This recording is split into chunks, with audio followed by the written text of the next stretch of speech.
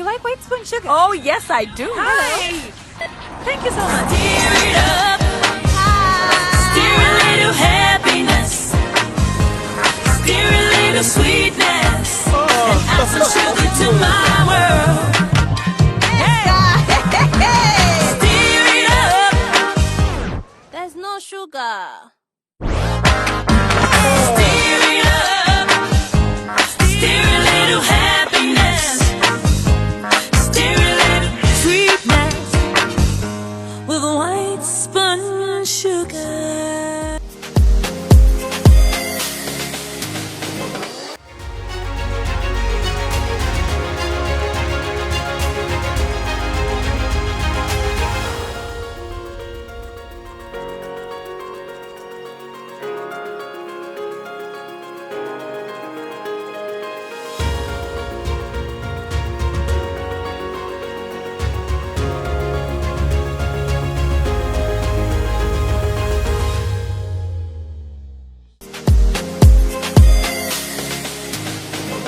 Ladies and gentlemen, welcome to this special edition of the Fizz Show. We're here at the Intercontinental Hotel at the annual general meeting for Zambia Sugar. I'm sitting here with Roseta Chabala, who is a board member for Zambia Sugar. Ladies and gentlemen, Ms. Chabala, welcome to the Fizz Show. Thank you. Thank you for having me here.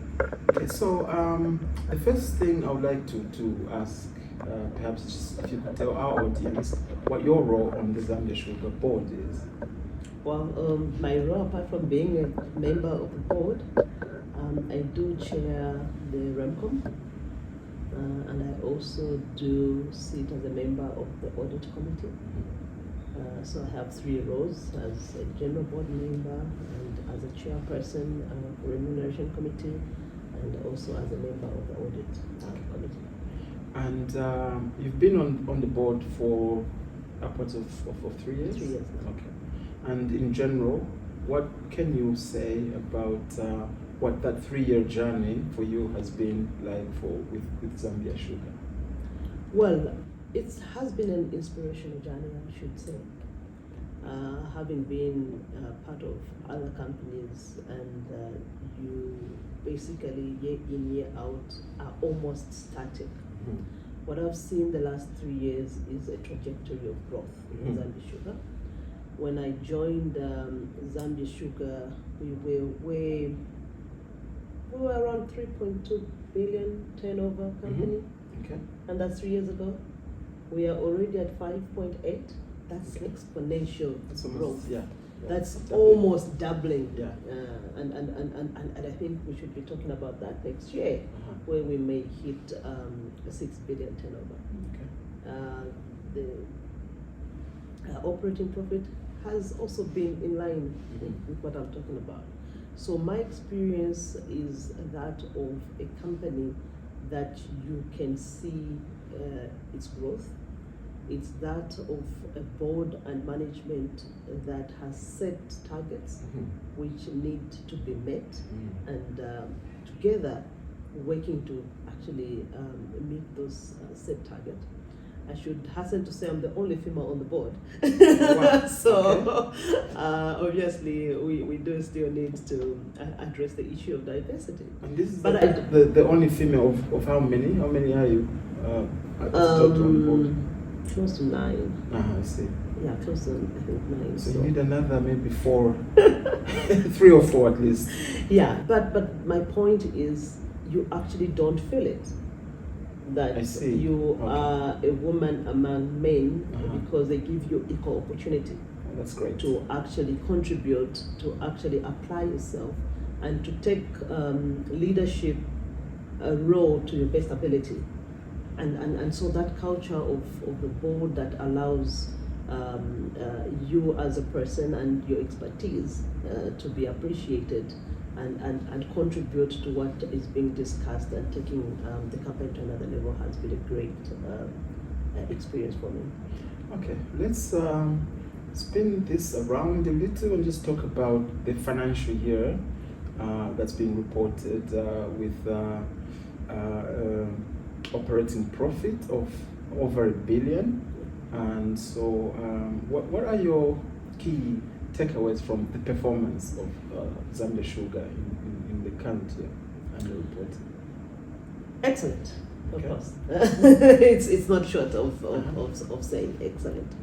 Of course, we can push it, and there's a lot more we could have done to get higher results than what we have done.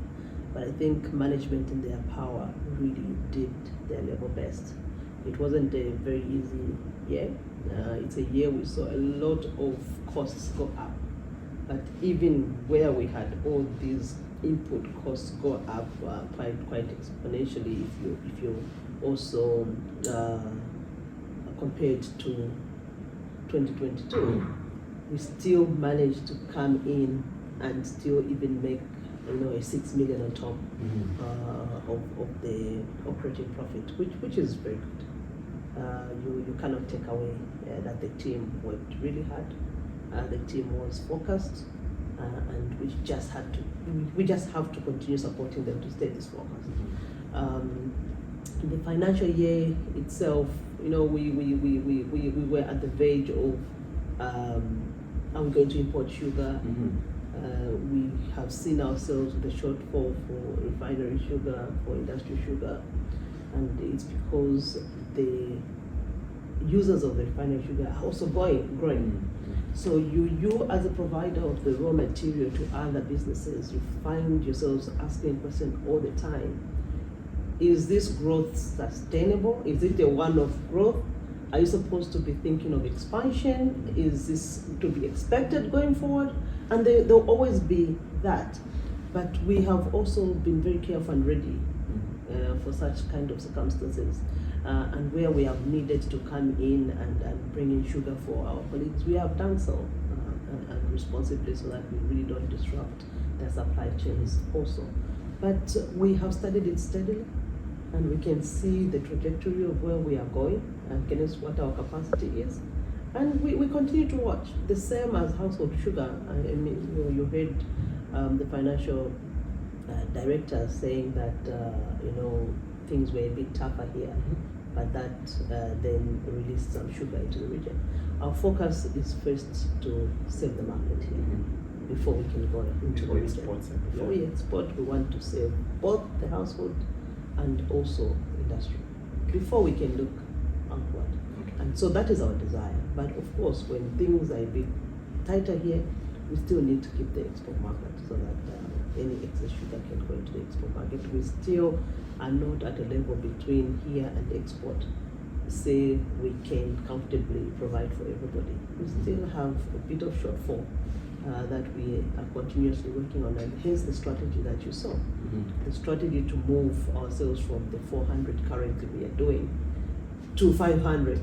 It's a step by step that we need to make every year to try and get to the 500 and see how we close the gap of what we are. So clearly there's still a lot of demand both locally and in the region.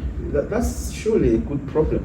It's a very good problem to have, because if you have the market, you would just work backwards to correct your supply constraints, and that's easier. The more difficult one is you've got everything and then there's no way to sell the sugar. Absolutely. I think that would be a little bit more difficult situation to be in. But currently we've got a good problem with, I think, with the leadership that we have in the board. Everybody's up to the challenge to actually look into our own capacities and supply constraints that we may have to meet that demand, and that has kept the board focused. Okay. So let's come a bit more closer now to the AGM, a very successful AGM. So what were your key takeaways from that? Well, number one, I saw shareholders that had a very relaxed. When you see your shareholders are really not shouting a lot, then you're doing something correct. Having given the shareholders a good dividend this year, plus a special dividend, I think by any standard should tell you where the company is. Absolutely. And how much we can do. And also more or less compensatory, as you also heard the chairperson saying that they were difficult years. where we're coming from. In fact, I found a bit of the debt when I joined the board, and I have seen it through come to zero. It's been cleared off. It's been cleared off. That's a good space to be in. That is a positive step that you offer any shareholders by any standard. And if we can sustain this, seriously, then Zambia Sugar is the place to be. Absolutely. Yeah, and then if in the past things were difficult, we had heavily borrowed, we couldn't give sizable dividends, and then you come and compensate the shareholder, and then you start moving. The question the chairman always asks is, what do we want to be? Yeah. Where are we going to get for us to say we have grown up? And then even when we grow up, then what next? So when you have such kind of conversation, rich conversation of that look into the future at every given time, I think it brings us to what we saw in the AGM today. Absolutely. Where the numbers speak for themselves, the plan speaks for itself, very clear plan that the managing director presented. The shareholders seem to have understood the plan and seem to actually support all of us into this journey. And I think we can only do better than what we've done this week. So there's clearly a very strong endorsement in the leadership and what plans they have, strategies, and what they are doing, which leads me nicely to maybe just our last question on this interview. What are you looking forward the most towards for 2024 with Zambia Sugar? Well, I'm one of the people that have asked if this is our already installed capacity, why are we not there?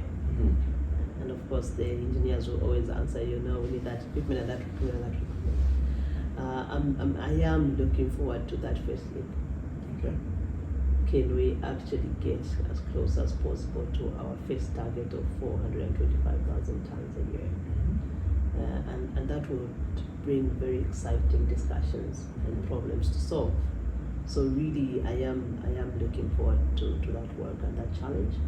I am looking forward to, and I can't wait, Zambia Sugar hitting 6 billion kwacha turnover.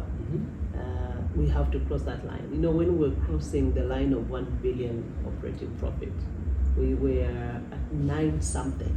And then the question was, when are we ever going to cross the 1 billion? And now we are there. So there's that psychological significance. Exactly. When we cross that line or that number, you feel like you have actually moved from the 5s to the 6. And can we push it forward? I can't wait to actually have those levels of revenue for the company and support it to actually get Do you think they'll do it? I believe in the management. I think so. Absolutely. What a pleasant point at which to conclude. Ladies and gentlemen, Ms. Roseta Chabala. She's a member of the board of Zambia Sugar. I am Clarence Chongo. This is the Financial Insight Show. Get to know.